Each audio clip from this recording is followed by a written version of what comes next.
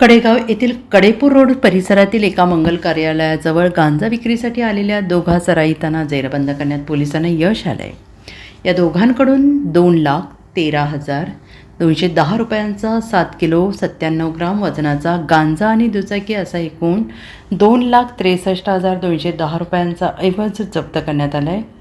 स्थानिक गुन्हे अन्वेषणच्या पथकाने सदरची कारवाई केली आहे. विजय शिवाजी पवार वय वर्ष 28 आणि अमीर युनुस मुल्ला वय वर्ष 32 दोघे राहणार कडेगाव अशी अटक केलेल्यांची नावे आहेत. पोलीस अधीक्षक संदीप घुगे यांनी अंमली पदार्थांची तस्करी करणाऱ्यांवर कारवाई करण्याचे आदेश दिले आहेत.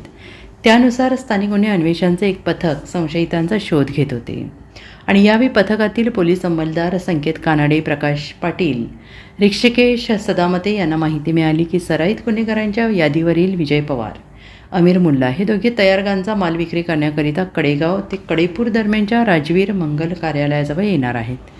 पोलिसांनी त्या ठिकाणी सापळा लावून दोघांना पकडलं, त्यांची रंगझडती घेतली. विजय पवार यांनी पाठीवरील सॅकमध्ये तयार गांजा मिळून आला.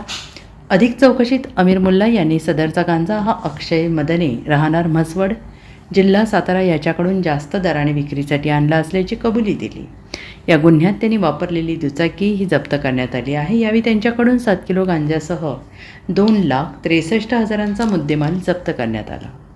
Bureau report SBN Marathi, Sangli.